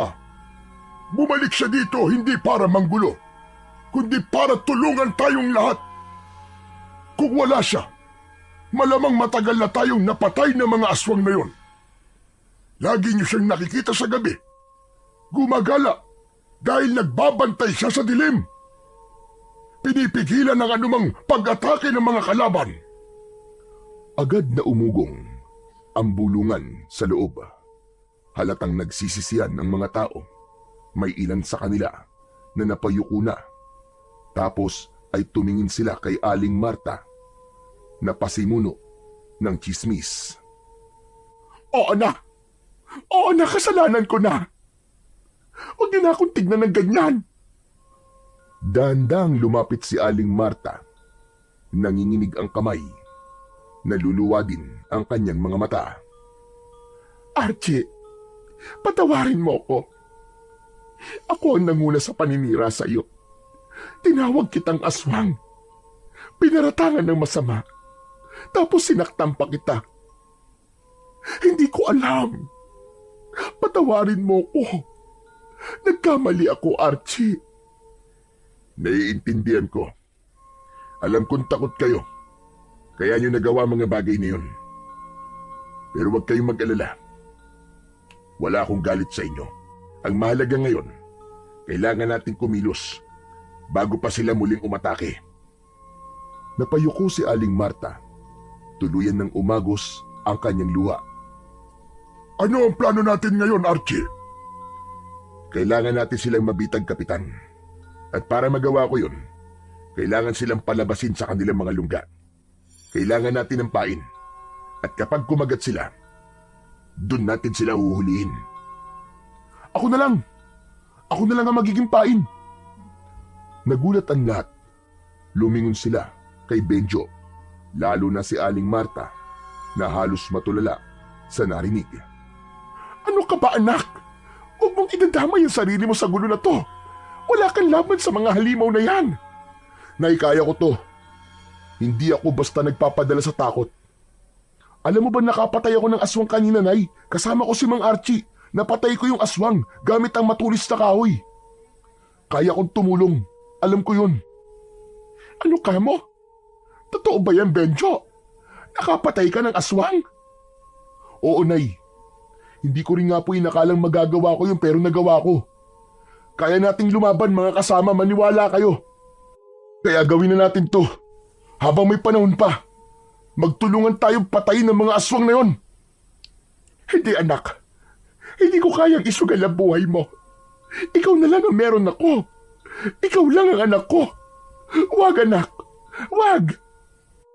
Huwag ka mag-alala, Marta. Hindi ko siya pababayaan. Kung siya man ang gagamitin natin pain, sisiguraduhin ko na ligtas siya.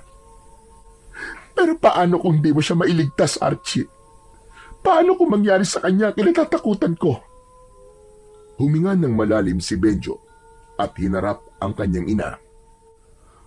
Nahihayaan mo na ako, kaya ko to. Hindi na ako bata. Hindi na ako minor de edad. Para hindi makapagdesisyon para sa sarili ko. Ito ang gusto kong gawin, Nay. Hindi lang para sa akin, kundi para sa baryo natin. Kung hindi tayo kikilos ngayon, mas marami pang peperwisyoin ng mga aswang na yun. Hindi tayo matatahimik. Umiyak si Aling Marta at napaupo habang hawak ang dibdib. Anak! Anak, wag naman! Lumapit si Benjo at niyakap ang kanyang ina. Nay, magtiwala kayo sa akin, gagawin ko to. Hindi lang dahil anak mo ko, kundi dahil parte ako ng baryong to. Sa huli, wala nang nasabi si Aling Marta. Ang mga tao'y nanahimik. Ramdam ang bigat ng desisyon ni Benjo. Isa itong sakripisyo na hindi basta-basta. Ngunit sa kanyang tapang, unti-unti nilang nakita ang pag-asa na maaaring matapos na ang pananalasa ng mga aswang.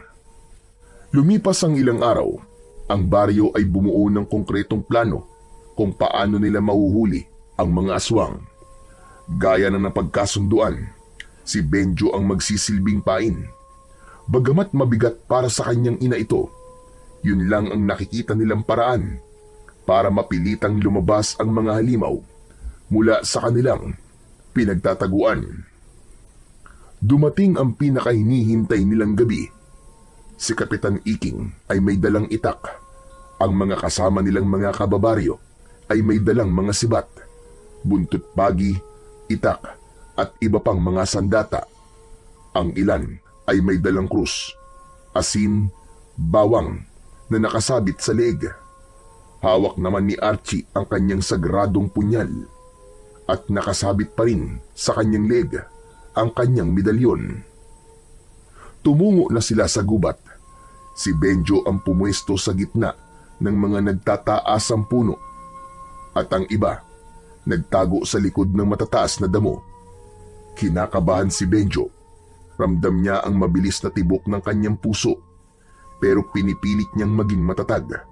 Sa isip niya, hindi na siya pwedeng umatras. Inihanda na lamang niya ang kanyang sarili. Tahimik ang paligid nung una, ngunit makalipas ang ilang minuto, nagsimula ng mag-iba ang simoy ng hangin. May kakaibang amoy, mapanghi, mabaho, at parabang amoy ng nabubulok na karne. Sunod nilang narinig ang mga kakaibang kaluskos sa paligid, mga yabag na papalapit at mga ungol na parabang galing sa ilalim ng lupa. Napalunok si Benjo. Pinagpapawisan na siya ng malapot. Maya-maya pa ay nagsimula ng umalingaw-ngaw ang alulong ng mga aswang.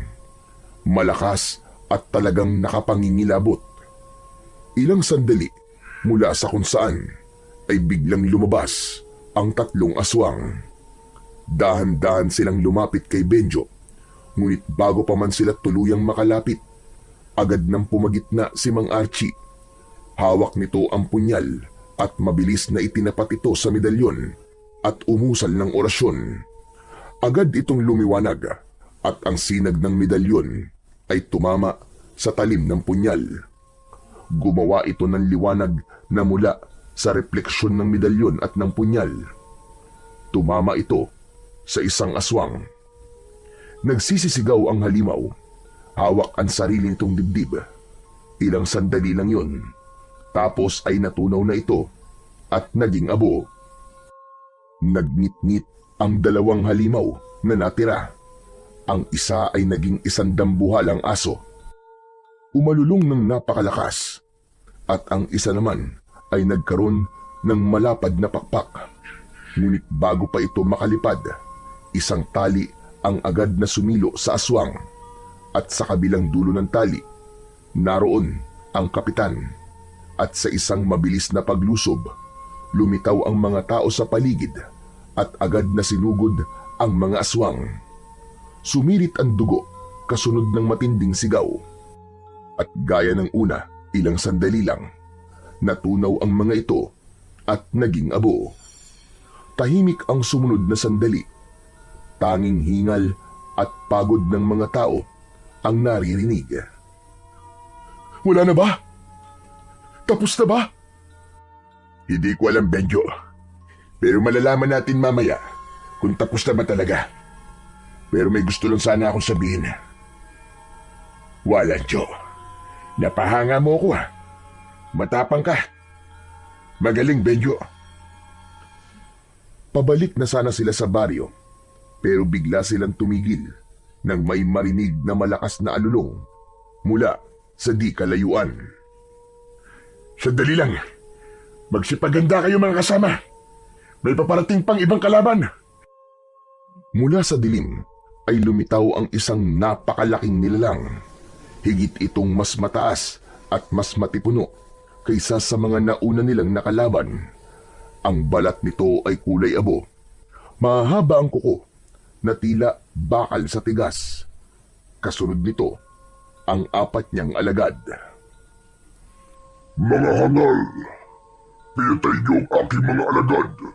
Ngayon, pagbabayaran niyo ng buhay niyo ang inyong ginawa. Ang tigas naman ang mukha mo.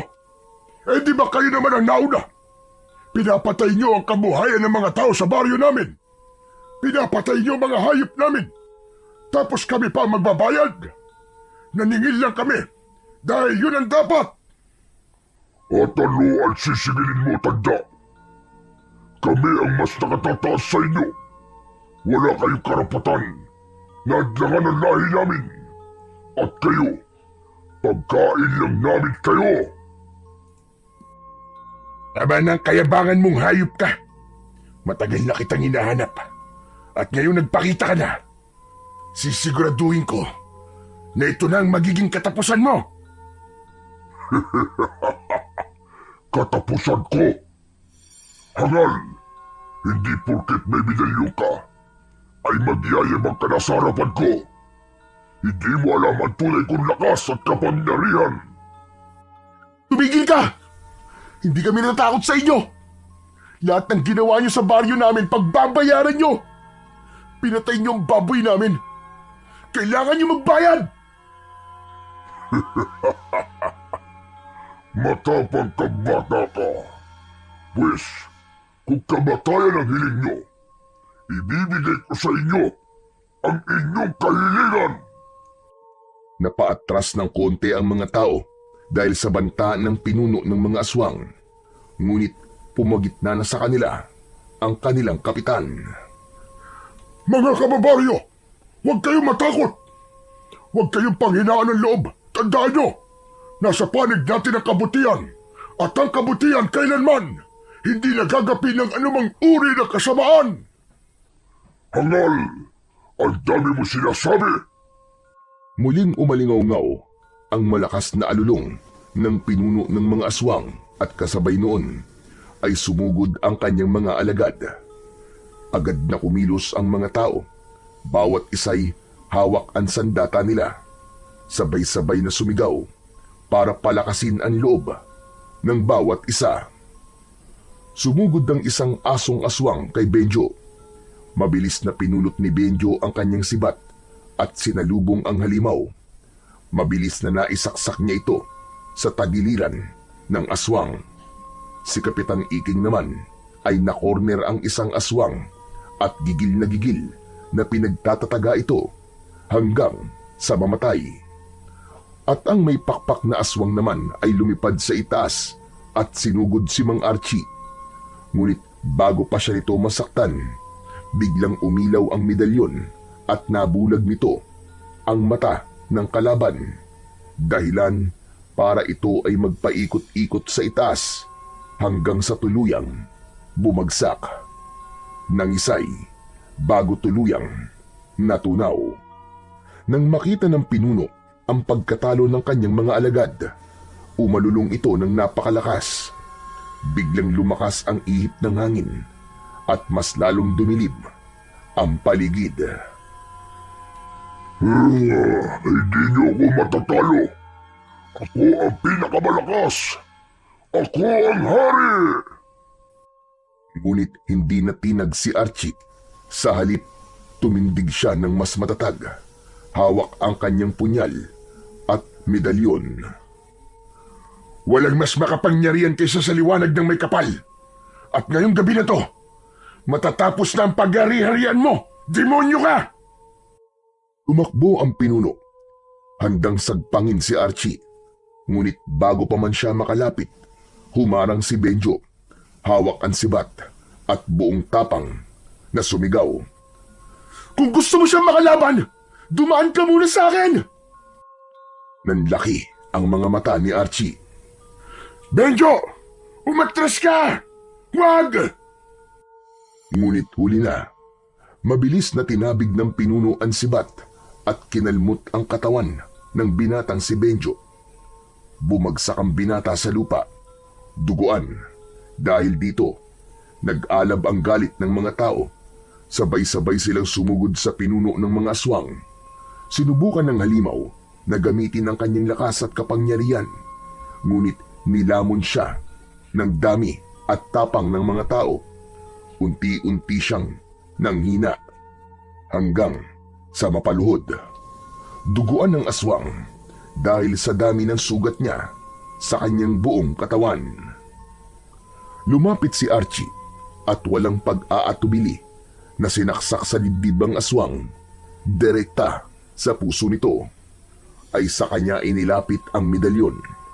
Sigaw ng sigaw ang pinuno ng mga aswang, ngunit pagkaraan ng ilang sandali, hindi na niya nakayanan. Namatay ito at natunaw. Kumalat ang alikabok nito sa lupa. Napuno ng katahimikan ang paligid. Hingal na hingal ang lahat, pawisan at may ilan din na sugatan. Ang iba ay tumakbo palapit kay Benjo na nakahandusay at nangihina na ito. Kapit lang, Benjo! Kapit lang! Kaya mo yan! Huwag ka matutulog! Lumaban ka, iyo! Mga kasama, pasensya na. Naging pabigat ako. Huwag mo sabihin yan, iyo. Ikaw ang dahilan kung bakit nagkaroon ng lakas ng loob ang marami para lumaban. Kaya napatay ang pinuno ng mga aswang. Pero masakit po ang kirot, saka mainit ang mga sugat. Kakayanin ko po ba talaga to? Kaya mo, Benjo. Kaya mo yan. Malakas ka. Huwag kang bibitiw. Lumuhod si Mang Archie. Inilapit ang kanyang medalyon sa sugat ni Benjo. Kumislap ito at dahan-dahang lumabas ang itim na dugo mula sa sugat. Wala nang kamandag ng aswang. Ayos ka na. Magpalakas ka na lang at magpagaling ng iyong sugat. Salamat po, Mang Archie. Tumayo si Mang Archie at tinignan ang mga tao. Wala na sila. Wala na ang mga aswang. Tapos na ang bangungot. Malaya na kayo. Malaya na muli ang baryo nyo. Nag-unahan ang mga tao sa pagpalakpak. Ang iba'y napaluwa habang niyayakap ang kanilang mga mahal sa buhay. Tagumpay tayo, mga kasama. Hindi nila kayang talunin ang pagkakaisa natin. Ligtas na muli ang ating baryo. Sabay-sabay namang umalingaw-ngaw ang sigaw ng mga tao. Puno ng tuwa at pag-asa. Ilang sandali pa ang lumipas. Tinulungan na nila ang mga sugatan at umuwi na sila sa baryo. Tahimik ang lahat sa kanilang paglalakad. Pagdating nila sa baryo, kagad na sinalubong sila ng kanilang mga kababaryo na naiwan at ang kanilang mga mahal sa buhay. Nagyakapan ang mga magkakapamilya at halos lahat ay lumapit kay Archie at nagpasalamat. Ngunit sa kabila ng kasiyahan, biglang nagsalita ang lalaki. Bukas, pagsikat ng araw, aalis na ako. Tapos na ang laban ko dito. Nagulat ang lahat sa kanyang sinabi. Mabilis ang naging tugon ng ilan. Pero bakit naman? Kailangan ba talaga? Agad-agad ay umalis ka. Kaya nga naman, pwede ka namang dito na tumira sa baryo namin, Archie. Tama si Nanay, Mang Archie. Dito ka nalang tumira. Sandaling natahimik si Mang Archie. Pinagmasdan niya ang muka ng bawat isa. Napangiti siya at sa unang pagkakataon ay ramdam niya ang tunay na pagtanggap mula sa mga tao. Hindi na sila nagdududa. Hindi na siya pinag-iisipan ng masama. Hindi na panganib ang tingin sa kanya. Sa halip, ang mga mata nila ay puno ng pasasalamat at pagtitiwala. Salamat. Salamat sa inyong lahat, mga kasama. Pero hindi pa dito nagtatapos ang laban ko. Hanggat may aswang na gumagala, hanggat may mga taong nalalagay sa panganib, kailangan ko magpatuloy. Hindi ako maaaring manatili sa isang lugar lamang. Tahimik ang lahat. Mabigat ang kanilang dibdib sa naging desisyon ng lalaki. Pero tinanggap nila yon. Masumanga sila sa angking dedikasyon nito sa kanyang mga gawain. Ang dating estranghero na kanilang kinatatakutan at gustong itaboy. Ngayon sa mga mata nila, isa na itong bayani at tunay na tagapagtanggol. Lumapit si Archie at niyakap ng maigpit si Kapitan Iking. Kapitan Iking, maraming salamat po sa lahat. Sana, ipagpatuloy mo ang maganda mong pamumuno sa baryo na to. Gabayan mo silang lahat. Oo, Archie. Gagawin ko yon. Maraming salamat din sa lahat ng tulong mo. Hindi ka namin makakalimutan. Pagkatapos, nilapitan niya si Benjo. Inabot niya rito ang isang maliit na agimat na nakatali sa pulang sinulid. Teka, ano po ito, Mang Archie? Ang bagay na yan ay isang agimat, Benjo. Sa'yo na yan, dahil napahanga mo ko sa angkin mong katapangan. Ito ang tanda ng paghanga at tiwala ko sa'yo. Magagamit mo ang bagay na to sa pagtatanggol mo dito sa baryo nyo. Hindi ko alam kung magkikita pa tayo ulit. Pero sana nga, muli ko kayong makasama. Kayong lahat. Napangiti ang binata habang hawak ang agimat na ibinigay sa kanya ni Mang Archie. Itinapat niya yon sa kanyang dibdib. Salamat po. Promise, hindi ko ay bibiguin, Mang Archie. Gagamitin ko po to para protektahan silang lahat. Magaling. Maging matatag kayo. Ang lakas nyo ay nasa pagkakaisa. Huwag kayong matakot. At higit sa lahat, alalahanin nyo, hindi lahat ng nilalang na mukhang kaaway ay kaaway nga. Sana matuto na kayo na huwag agad manguhusga ng iba.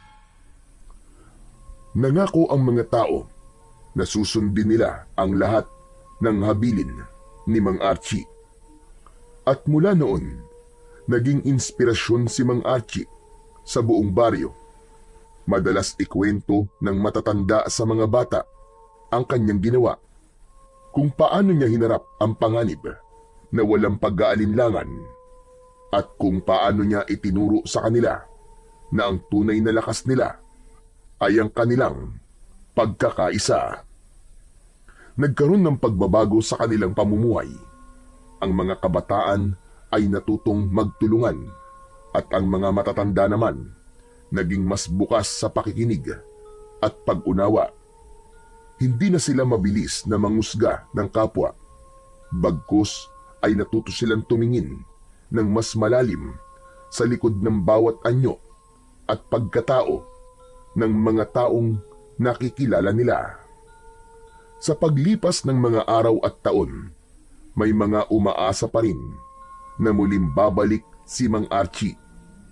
Ang lalaking naging alamat, isang gabay na patuloy na nagbibigay ng lakas at pag-asa sa bawat puso ng mga taga-baryo na kahit wala siya sa kanilang piling, ang kanyang alaala ay mananatiling buhay kailanman.